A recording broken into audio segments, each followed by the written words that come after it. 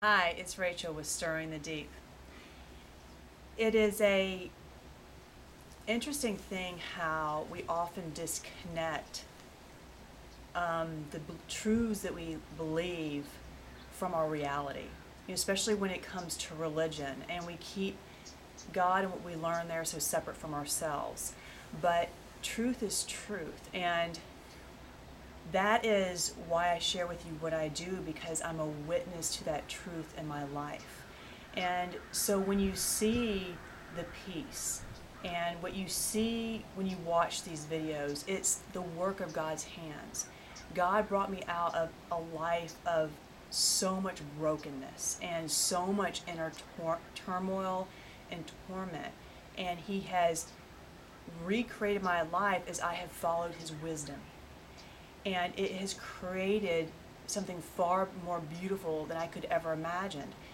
Truth is real, and so that's what makes a true witness. When someone is speaking and sharing what they are actually seeing and witnessing and experiencing, and that's what I'm sharing with you. And that's how you can discern a false witness. They're sharing you things they haven't seen, that they haven't experienced yet, what they may think or imagine, but they're not experiencing it. That's the difference. And so it's like Jesus said, you know the tree by its fruit, right? So that's how you know if someone's being a true witness or not.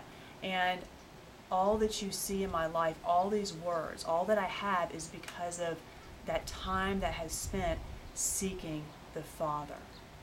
And because when you start gaining that truth, because He is truth, that wisdom becomes yours, and you start acting on it in your life, and it changes your life. It's a very real thing. That's why Jesus said He came to give life and give it abundantly. He wasn't kidding. But that's where I was talking in other videos, you have to be willing to follow the wisdom of God. And you can't follow your own wisdom, because your own wisdom will create havoc in your life. And especially in these days that we're coming into, where righteousness is starting to reign, it is so important to start walking in the wisdom of God, because that's what brings the peace in your life and the blessing and the perfect love and the healing in your relationships, and all these things is walking in that wisdom. It's throughout the Bible. God always laid those paths before us, and now we can walk that path of life because His Spirit is here to help us to do just that. That's why these are amazing days, and that's what I'm experiencing, and that's why I'm compelled to share this with you, because what I've learned is that with God's mercy, He desires this for everyone. He created this world, right? And He is merciful. So He knew the end. He knows everything. He created it with a very merciful end, because that's who He is. And that is that mercy that He shows us, where He gave Himself, came into this pit to fill us with His life. It's the most beautiful gift that He could have given us. But this is what a father does. A good father loves. And it is very hard for us to understand this. It's for some of us, because living in this pit of death, we feel like we're just cut off.